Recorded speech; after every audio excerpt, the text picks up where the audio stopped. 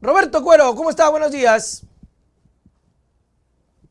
¿Cómo le va, Nelson? Un saludo cordial. ¿Cómo Un está abrazo Roberto? fraternal ¿En dónde se desde acá encuentra de usted Quito. ahora? ¿En Quito o en Guayaquil? En Quito, Nelson, en Quito, un poco de frío. El clima está bastante frío acá. Y aparte de la cosa fría que se pueda sentir dentro de la asamblea, ¿cómo ve el ambiente previo a lo que pueda determinar? ¿Hay algún tipo de respuesta que ustedes conozcan que no lo haya sabido yo en estas horas de la Corte Constitucional? Si usted no sabe, entonces nosotros no sabemos tampoco, Es pues. que todavía recién me estoy levantando. ¿Cómo está el No hay respuesta ambiente? oficial.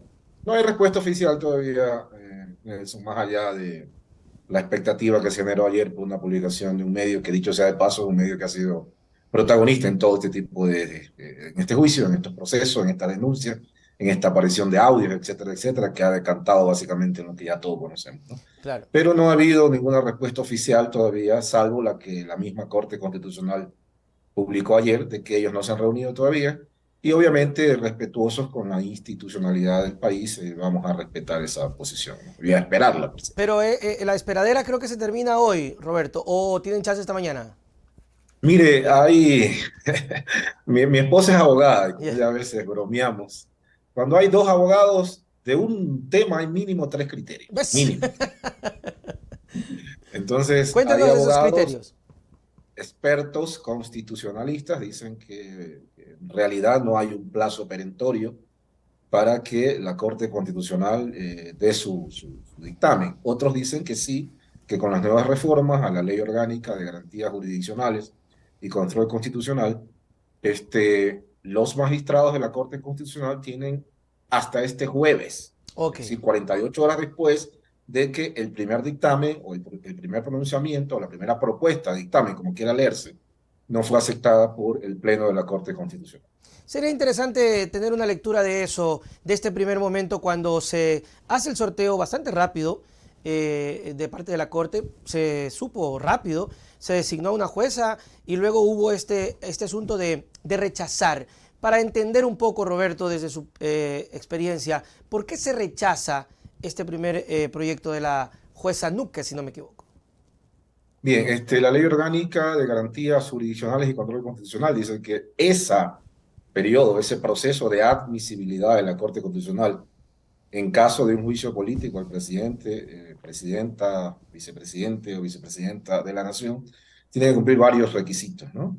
Primero, ellos como cuerpo colegiado van a revisar el procedimiento, la construcción, etcétera, etcétera, del pedido de juicio. Y Ya. luego de eso, si ellos están de acuerdo, ¿sí? Antes de eso, como ya se vio, ellos sortean un juez, cayó o recayó en la jueza Núñez, ella es la juez ponente, fue la juez ponente.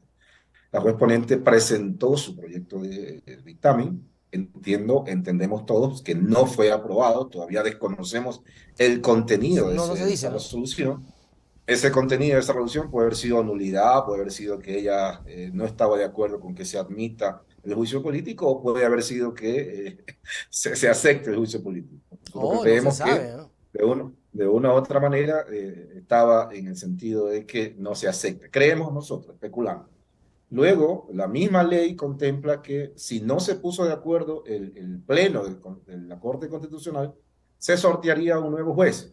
Y ya sabemos que ha caído en otro juez. Ese juez, conjuntamente con el que actualmente es presidente de la Corte Constitucional, están preparando un dictamen, ¿no? Ese proyecto de dictamen será presentado en las próximas horas. Hasta ahí estamos, Ah, estimado Nelson. y eso es lo que tiene a todo el país, a toda la gente en la política expectante, porque ya hay voces de muerte cruzada, ya hay voces de ciertas cosas. Es cierto que no se conoce el contenido del por qué se rechazó, porque sí, en primer momento se había dicho que efectivamente quería que no se admita, ¿no? Y que habría la voluntad de admitirlo. Este filtro, Roberto, es el más importante. Se lo consulto porque si llega a pasar en admitir el juicio, creo que va, si no me equivoco, a la comisión, ¿verdad? Entonces, si, Es pa correcto. ya, si pasa el filtro de la Corte, no hay manera de que en la comisión lo traben, o puede haber trabas en la comisión. Mire, un juicio político, según el 129 de la Constitución de la República, el presidente o vicepresidente de la República debe sustanciarse en la Comisión de Fiscalización. Ok. ¿Qué es lo que pasaría si es que la Corte Constitucional admite, Ujú. ¿no? Da el dictamen de admisibilidad del juicio político. Va al CAL, el CAL lo manda a la Comisión de Fiscalización y Ok. nosotros, los miembros de la Comisión de Fiscalización, sustanciaremos este juicio, obviamente dando todas las garantías del caso, ¿no? Aceptando las pruebas de cargo, de descargo. Igual se abriría el periodo de pruebas como cualquier otro juicio a otro funcionario. Lo que pasa es que en este caso estamos hablando Del del presidente. presidente de la República. Sin embargo, Nelson, mire, más allá de estas observaciones y puntualizaciones que usted bien grafica, aquí lo de fondo, Nelson, es observar cómo está el país. Ujú. Eventualmente, la sociedad que nos critica como cuerpo colegiado, la sociedad que siempre está observando cuál es el accionar, en este caso de la Asamblea, ¿sí? Podrá decir, bueno, estos asambleístas sediciosos quieren votar al presidente, ¿no? Hay muchas voces, o algunas, no muchas, algunas voces que Alguna. están tratando de posicionar eso. Pero lo de fondo aquí, Ujú. Nelson, lo de fondo es cómo está el país. Nelson, permítame darle unas cifras, porque yo trato de hablar Por con favor. datos. Los datos matan relatos, para tener un poco un panorama de lo que está pasando en el país. Mire, la población con empleo en el sector informal a nivel provincial, le voy a hacer un gráfico lo más sucinto Ajá. posible. Morona Santiago, el 82%. Eso significa que el 82% de las personas que viven, los ciudadanos que viven en Morona Santiago, están en la informalidad. Pastaza, el 79,80%. Chimborazo, el 70,30%. Bolívar, 70,30%. Cotopaxi, 62,10%. Esmeralda, 61,10%. Ujú. Las provincias con mayor desempleo es Esmeraldas, 9,10. Último corte, es posible que haya aumentado. Nelson, de todas las provincias que le he nombrado en este momento, la mayor cantidad de ciudadanos que se arriesgan a cruzar el estrecho del Darién y que están ahorita en condiciones infrahumanas tratando de irse del país, arriesgando todo, son justamente estas provincias donde los niveles de empleo son bajísimos, Ujú. donde los niveles de informalidad son bajísimos y la pobreza es altísima. Esmeraldas, estimado Nelson, la provincia más violenta del país es Esmeraldas. Es increíble. La tasa de homicidios por cada 100.000 habitantes en el 2022 llegó a 66 por cada 100.000 habitantes. Esmeraldas es la ciudad, la sexta ciudad más peligrosa del mundo. Dios santo. Es increíble, Nelson. Estos Ujú. son datos duros. La sexta ciudad más peligrosa en el mundo. Es increíble. Ni México ha llegado a esos niveles de manera país. Si hay ciudades de México que tienen una tasa de homicidios mucho más alta.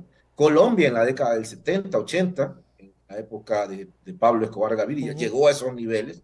¿Sí? Nosotros estamos prácticamente enrumbados hacia ese espacio, hacia ese nivel. ¿Y por qué sucede esto, estimado Nelson? ¿Por qué sucede esto? Esa es una buena pregunta y que todos nos Eh, hacemos, ¿no? ¿Por qué? ¿Qué pasó? Es interesante, Nelson. La semana pasada hice algunas observaciones desde mi curul en el Pleno, porque yo estoy haciendo un proceso de fiscalización al decenio afrodescendiente. Un concepto que tiene que ver principalmente con la exclusión, con el racismo, con la falta de oportunidades, ¿no? Esto es un asunto real que hay que abordarlo. Ujú. Yo decía en esa disertación, ¿cuál es el nexo causal entre la exclusión, el racismo, ¿sí? Y la delincuencia? ¿Hay un nexo causal en esto? Cuando uno comienza a analizar todas estas poblaciones donde hay racismo, por parte de la sociedad hay racismo, hay exclusión, eso deriva en pobreza, falta de oportunidades. Nelson, los niños sicarios, lo primero que han hecho en su vida es robar por hambre. Es lo primero que hacen. Luego de eso, son captados por las mafias organizadas. ¿Qué significa esto para ponerlo en blanco y negro? Que lo primero que hace un delincuente antes de llegar a bandas organizadas, por lo general, es robar por hambre. ¿Y por qué roba por hambre? Porque las oportunidades no se le presentan, porque no ha tenido acceso a educación, no ha tenido acceso a salud, no tiene acceso a servicios Ujú. básicos, las familias son disfuncionales. Es decir, hay una cuestión estructural del Estado, de la sociedad, que eventualmente orilla a ese grupo humano a cometer su primer delito. Luego ya vienen otras observaciones, otras actitudes que son más estructurales, donde esos chicos, esos jóvenes son tomados, son la base fundamental, son el caldo de cultivo de lo que ahora son bandas organizadas. Y ya el tratamiento ahí es distinto. Ujú. Pero el enfoque inicial, Nelson, es revisar primeramente cuál es el accionar del gobierno y del Estado en esas zonas deprimidas. Si usted ve lo que pasa en Esmeraldas a nivel provincia es una copia y pega de lo que pasa en, por ejemplo, la zona 8 en Guayaquil, Claro. ¿sí? Guayas, Guayaquil, la entrada de la 8 en Guayaquil, los Guasmos y la Trinitaria, es copia y pega de lo que pasa en las zonas deprimidas de Quevedo, ¿no? De Los Ríos, exactamente lo mismo. Es decir, la base fundamental, Nelson, de la delincuencia organizada, primero es la gente que no tiene acceso a nada. Ese es Entonces, como eso lo hay más que rápido. observarlo. Es lo más Eso rápido. hay que observarlo. Y una observación importante, Roberto, cuando tú decías que era su primer paso, por decir, a la delincuencia, que es empujado por la necesidad de sobrevivir y que ya luego pues se tergiversa. Y entramos en este debate que el otro día hablábamos también aquí en el noticiero sobre qué hacer precisamente con estos menores, estos niños que son captados, porque hay esta teoría de acusarlos como adultos. Mira, Nelson, hay que observar, ¿sí? Primero la estructura, ¿sí?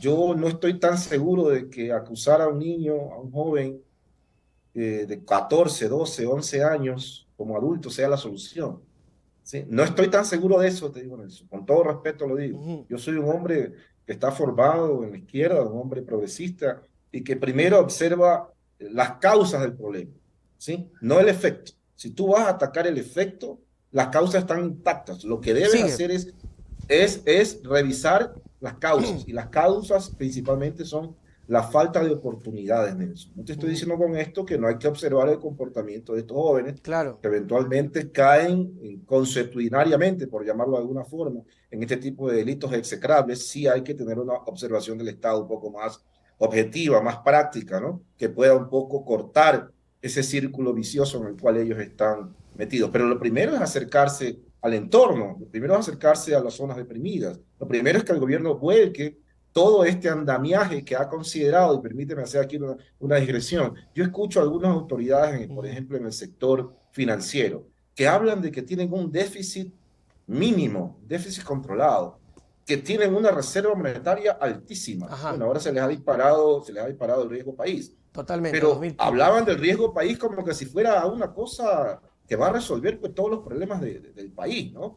Y hablan de que tienen controlados los índices macroeconómicos que están totalmente controlados. Hablan de buena salud del sector Ujú. financiero, por ejemplo.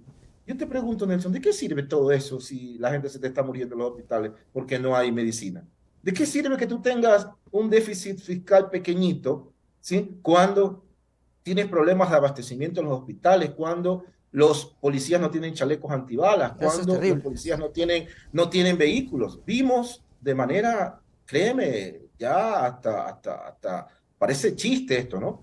De que entregan 2 patrulleros en Esmeraldas, viejos, pintados, y lo entregan como nuevos. Piensan que la gente es tonta. Yo creo que piensan Hay que la una gente es falta de tonta. voluntad. Ujú. Sí, y si revisas también, por el otro lado, los ministros que están, digamos, al frente del área social, por llamarlo de alguna forma, ¿sí? Es el mismo discurso, ¿no? Cuando hablan de el bono solidario y cuando hablan, por ejemplo, de la inversión social, para ponerlo Ujú. en el mejor contexto, toman como base el gasto corriente. Claro. Yo me quedo como loco. Hablan de que ha habido una gran inversión social, pero toman como base el gasto corriente. Yo no sé cómo es que estos panas calculan, disculpa, Milton, si la inversión social, el gasto corriente es una cosa, Claro. la inversión social es otra cosa completamente distinta. Entonces creo que viven en una burbuja totalmente equivocada, ¿sí? Parten de premisas falsas, como por ejemplo, es que la delincuencia está así porque hemos capturado X, Y, Z cantidad de droga. Eso es falso. No, Nelson, todos los ciudadanos sabemos, con esto concluyo, Nelson, la idea, todos los ciudadanos sabemos que si cogen 10 toneladas de droga han pasado 20, han no, no pasado pasa 40. nada, no pasa nada. ¿Me Y explico? siempre Y si sea. cogen más es porque la producción es más. Es decir, eso no tiene ninguna Además argumentación. que es Ese tipo de horrible, cosas. Roberto, escuchar a Ordóñez decir que debido a su gran trabajo en contra de las drogas es que están secuestrando a la gente. Eso fue una irresponsabilidad tremenda, decirnos que estamos asustados que nos secuestren, que es que como ya les quitamos la droga, ellos necesitan buscar otro negocio. Oye, aguanta, Yo prefiero, y lo voy a decir así, va a sonar horrible, pero yo prefiero que se pase esos kilos a que me secuestren un hijo. Perdóname, Roberto, no sé si estoy loco yo. Estoy totalmente de acuerdo contigo, Nelson, aunque suene feo esto, pero lo peor de todo es la barbaridad que ha dicho el señor Ordóñez. Es una barbaridad. Viven en una burbuja pensando que lo que están haciendo es lo correcto y no están haciendo absolutamente nada. Todos los problemas que estamos viviendo ahorita, incluido el tema de la institucionalidad. Quiero regresar a lo que pasó en Alausí. Terrible, terrible, terrible. Nelson, mira, han habido las alertas Se pudo para que evitar. esto no hubiera pasado. Pero como la institucionalidad no está funcionando, le hacen los COE provinciales. ¿Qué es un COE provincial? Es un organismo, un cuerpo colegiado, liderado por el gobernador o gobernadora de cada provincia. Te digo porque yo Así estuve es. 3 años en la gobernación de la provincia de Guayas, ¿sí? Y es un cuerpo colegiado donde aparecen todos los entes que tienen que enfrentar este tipo de catástrofes naturales o eventualmente alguna situación que tiene que ver con la salud y la vida de los ciudadanos. Pero el COE nunca se reunió. ¿Qué es lo que Chuti. tiene que haber hecho el COE? Inmediatamente empezaron una evacuación de ese sector, Ujú. pero inmediatamente, pues ya están las alertas, están los estudios. Entonces, como la institucionalidad no funciona, Así es. ¿sí? Independientemente que haya alertas, es difícil operar, pues si no hay institucionalidad, Ujú. Nelson. Y, Esos son los problemas gravísimos que están pasando en el país. Y Nelson, esto pasa por liderazgo, Nelson. claro. Y quitémonos las Y máscaras. echarle la culpa a la Esto gente, pasa Roberto, por, decirle, le avisamos que sí, salga. claro, esto pasa por liderazgo. O sea, el liderazgo debe estar imperativamente en el presidente de la República. Mira, yo lo he dicho entre broma y en serio, ¿no? El presidente de la República, sí, estuvo buscando una pelota cuadrada 10 años. Ujú. Cuando ya tuvo la pelota cuadrada, es decir, la presidencia de la República, no ha sabido qué hacer con la pelota cuadrada, Nelson. Esto es real, aunque Ujú. suene jocoso. No hay política pública en nada. ¿Hay Dos política años pública después. criminal? No hay. ¿Hay política pública social? No hay.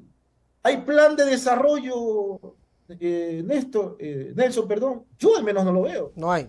Sabemos que estamos viviendo un invierno sumamente fuerte, pero ¿qué mantenimiento le han dado a las carreteras para que no suceda esto? Ujú. La energía eléctrica, Nelson, yo vivo en un sector de clase media.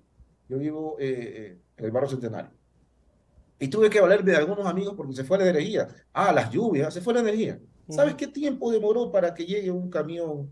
Y le agradezco a los caballeros que Que fueron al fin y al llegaron. cabo, ¿no? Que llegaron. Pasaron 11 horas, Chuti. Qué Nelson, la vaina. primera vez. En un barrio como el barrio Centenario, imagínate. ¿Tú te imaginas lo que podría pasar en un sector urbano marginal como la Trinitaria, los Guasmos? ¿Cómo? Es, Gravísimo. es imposible pensar que vaya a haber una respuesta inmediata a temas tan básicos como es. Estoy hablando de energía eléctrica. Entonces, Roberto, cuando tú bajo esa dices, perspectiva, Nelson, discúlpame, bajo esa perspectiva, definitivamente lo que está fallando es la no, no, institucionalidad. de hecho ya a Mae Montaño, aquí la entrevisté y le decía a Mae sobre el juicio. Mae decía, no, yo creo que Lazo debería darle chance, pero ya le escuché que cambió su criterio y ya dijo, ya hasta Mae Montaño dijo, no, ya, el problema es Lazo. O sea, ya aquí el problema es Lazo y siendo ella fundadora incluso de su movimiento. Roberto, cuando tú dices institucionalidad es para entender estas articulaciones que no terminan de funcionar, y lo digo porque tú fuiste gobernador del Guayas, en el sentido de movimiento de este nivel de funcionarios en todos los sentidos, hablando de la Por crisis de supuesto, Arauzí, porque dice el por presidente supuesto. tan tranquilo, nosotros dijimos y nosotros enviamos el oficio. Oiga, Roberto, ¿se puede perdonar eso? Nelson, con un oficio tú no vas a resolver Claro. mayormente nada. La institucionalidad tiene que ver con la capacidad operativa que tienen los cuerpos colegiados liderados Ujú. por el Ejecutivo. Sí, el Ejecutivo como presidente y el representante del Ejecutivo en cada una de las provincias, los gobernadores, para poder operativizar este tipo de emergencias. Si Ujú. no hay institucionalidad, es muy difícil hacerlo. El ejemplo que hemos hablado contigo en varias ocasiones, por ejemplo, llegaron estos tipos, estos compas, y tiraron abajo el Ministerio de Coordinador de Seguridad Interna Ah, y sí. Externa.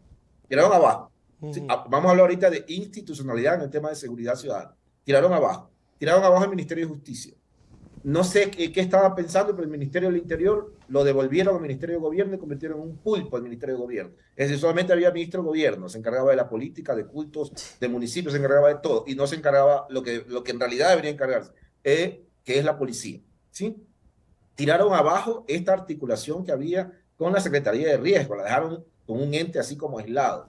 ¿sí? El SNAI, que era parte del Ministerio de Justicia, lo hicieron una especie de secretaría, es decir, lo desconectaron del entramado, digámoslo así, que es la institucionalidad del Ejecutivo.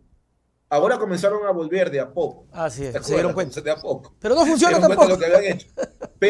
Pero, Nelson, hasta que esto se articule, hasta que esto funcione, va a pasar algún tiempo, porque ya lo desarticularon inclusive hasta con presupuesto. ¿Qué es lo que venía pasando en estos cuerpos colegiados? Nelson, que todo el mundo se tira la pelotita. Claro. ¿De quién es la culpa de que ingresen drogas o armas a la penitenciaria? Ah, no, de la policía. Ah, no, del SNAI. Ah, no, del Ministerio de Justicia. Ah, no, cuando tú tienes sentado a toda la mesa, en la mesa todos, fiscales, ¿sí? Hablando ya por el Consejo de Seguridad Provincial, fiscales, representantes de los jueces, representantes del SNAI, ¿sí? El comandante de la policía. Es difícil pues, que se te tiren la pelotita, porque después de eso le ponen los medios de comunicación Por y das una supuesto. rendición de cuentas, lo que se hacía en Guayas, no sé si te acuerdas, en la época en que estábamos en ese espacio. O sea, era un cuerpo colegiado que se llamaba el Consejo de Seguridad Provincial, ¿sí? Que enfrentaba toda la dinámica del comportamiento delictual, ¿sí? Con las altas autoridades de la provincia, y luego hacíamos una rendición de cuentas. No es que salíamos en cámara solamente porque queríamos salir, hacíamos una rendición de cuentas a la ciudadanía. Eso es complejo. Pues, y si se tiraban la pelotita, se la tiraban ahí entre ustedes y se resolvía ahí mismo. Claro, No que se resolvía ahí mismo. mándame el oficio, que el equipo vaya la miércoles. Pero Roberto, por supuesto. y con su Ajá. experiencia, ¿cómo es posible que 2 años todavía no puedan comprar chalecos? ¡Qué vaina! Nelson, eso es impresentable. ¡Qué bestia! Mira, esta gente piensa, ojo con lo que te voy a decir, la gente piensa que porque no gasta el dinero son más honestos. Así es. No sé si tú recuerdas la Sí. vez pasada que aparecieron unas cifras de la ejecución del presupuesto en cada uno de los ministerios. Sí. Sacaban pecho, presidente. No gasté la plata. No gastamos la plata, presidente. Es. O sea, eso es honestidad para ellos. Entonces es un enfoque totalmente torpe. El presupuesto es para gastarlo, el presupuesto es para gastarlo bien, pero gastarlo. Si tú no gastas el presupuesto y devuelves el presupuesto a la red nacional, eres un inepto, pues. Total. Mejor pide la renuncia, sal del puesto porque no sirves. Con tantas necesidades que hay, ¿sí? No es posible que los presupuestos no se ejecuten. No es sinónimo de honestidad no gastar el presupuesto, es sinónimo de torpeza. Así de sencillo. Porque se regresa, Nelson. creo, ¿no? Al presupuesto general. Se regresa, claro. No es que se acumula. Roberto, Hablan y dicen, Nelson, ah, no, es que nosotros somos respetuosos en los procedimientos y no podemos comprar en emergencia. Oye, pero la gente la están matando, la gente la están secuestrando, a los policías mismos lo están matando, ¿sí? ¿No te parece que eso es sinónimo para decretarlos de emergencia? Total. En el sector de la seguridad y inmediatamente agilitar los procesos. El problema, Roberto, es que quieren? hasta para administrar la emergencia hay que tener liderazgo y parece que el punto es ese. No la tienen porque están, y parecería ser que su mediocridad la tapan en los procesos, ¿no? Entonces, no, hay que seguir el debido proceso, aquí está el cuadrito, aquí vamos en verde, vamos en rojo, poco a poco. En emergencia tienes que actuar y les da terror seguramente trabajar en emergencia. Roberto, con todo esto, con lo que se menciona en la política, que el presidente Lasso definitivamente no tiene liderazgo, me pareció terrible comparar el hecho de que fue a la UCI, le gritaron, le dijeron que se vaya y que porque mantuvo la calma es un gran político. Eso me parece errado. Con todo esto, ¿qué va a pasar, Roberto, ya en el tema del juicio político? ¿Crees que va a haber los votos? Si llega a pasar con esta amenaza de la muerte cruzada, ¿cuál es tu percepción de lo que no sabemos todavía, pero qué es lo que crees que pueda ocurrir? Mira, Nelson, aquí, digamos, debo ser un poco más tinoso y prudente, más allá de todas mis expresiones en esta entrevista contigo.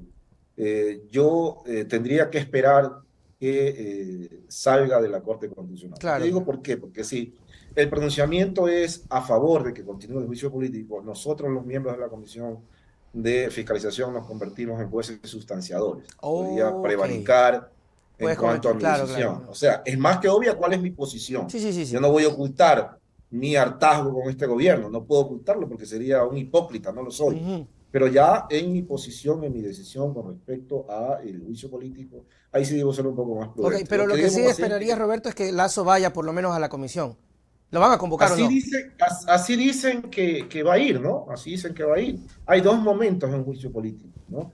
la reunión del pleno de la comisión, la evacuación de pruebas de cargo y de descargo, luego un informe que la comisión hace al CAL, ese informe pasa al pleno de la asamblea y es ahí en realidad donde se ejecuta el juicio político, porque ojo, el informe de la comisión no es vinculante, es el pleno que termina decidiendo si es que el juicio político se concreta o no. No, solamente para cerrar con esto, esperando, yo también quisiera que avance el proceso porque primero es legal, es constitucional, creo que se resolvería un gran problema en La Paz sin llamar a las movilizaciones.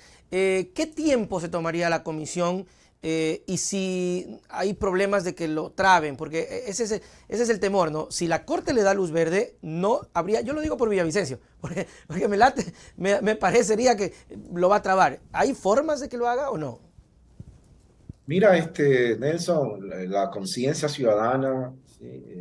La fuerza del ciudadano, la fuerza del país, yo creo que nos va a acompañar como en las películas estas que hemos estado acostumbrados a ver. Es muy difícil que intenten gabelar ese juicio político. Ok, Y aquí va a imperar la razón, va a imperar el debido proceso, va a imperar las pruebas de cargo y descargo. Fuimos total. testigos todo el país de un informe aprobado por esta comisión multipartidista donde tiene una serie de elementos, pero contundentes, ¿no? Un medio de comunicación, un colega de ustedes, también ha sido protagonista en una serie de revelaciones Ujú, que han sido base fundamental de este pedido de juicio político. ujú. Entonces, las argumentaciones son bastante sólidas, ¿no? Sin embargo, hay que esperar, insisto, siendo respetuoso del debido proceso, si es que esto pasa, ¿sí? Hay que esperar las pruebas de descargo de parte Total, del total. presidente. Que así sea. Roberto Cuero, muchísimas gracias, mi querido amigo, por siempre darnos luces, hablarnos claro y decirnos en tus intervenciones que un punto que no toman en cuenta la política, pero que no debemos olvidar, es el liderazgo para llevar adelante un país. Yo la verdad que a veces tengo dos opiniones con el gobierno. El político, en donde de verdad que da coraje, y el humano, que Roberto, la verdad que a veces hasta me da pena el presidente verlo que ya no puede ni siquiera caminar con el respeto que se merece, pero que no nos merecemos ese tipo de situaciones. Cuando la gente necesita a alguien que vaya con fortaleza, ver un presidente que ni siquiera puede sostenerse es un mensaje también un poquito triste. Sus palabras, Roberto, para despedirnos. Bueno, Nelson, totalmente de acuerdo con esas observaciones tuyas, sin meternos en el plano personal, no de mi estilo. Ujú, Nosotros los ciudadanos siempre demandamos un liderazgo que implica también capacidad de movilidad, ¿no? Capacidad de movilidad. Y en eso, pues, también hay problemas por parte del presidente. Mira, estos espacios, Nelson, tienen que tener una responsabilidad casi absoluta, ¿no? La ujú. persona que decida correr por la presidencia y gana por la presidencia debe entender que las 24 horas del día se los debe al pueblo. O Y no sea, alcanzan. esto debe entender. Lamentablemente, yo creo que este grupo que está manejando el país ahorita tiene una conciencia y un criterio de acumular. O sea, creen que la administración bancaria o banquera, como quieras verse, es aplicable a la administración pública. Y ahí parten de una premisa totalmente equivocada. En Ujú. la administración pública lo importante es el bienestar de la gran mayoría. En la administración privada, mucho más de un banco, lo importante es el bienestar de los accionistas y por ende la acumulación es distinta. Entonces, Claro. aquí está completamente equivocado. Y Nelson, ya para terminar, pues desearte un feliz Ah, cumpleaños, sé gracias. que hoy día y desearte pues de todo corazón que pases en unión de tus seres queridos. Un feliz cumpleaños. Gracias, Roberto. Éxitos y bastante fortaleza porque sabemos que estás en una posición muy complicada, pero siempre sacas el cuerpo y eso es importante. Nos vemos, Roberto. Chau, chau. Hasta luego. Ahí estuvo, mis queridos amigos, Roberto Cuero en nuestro primer etapa de las entrevistas.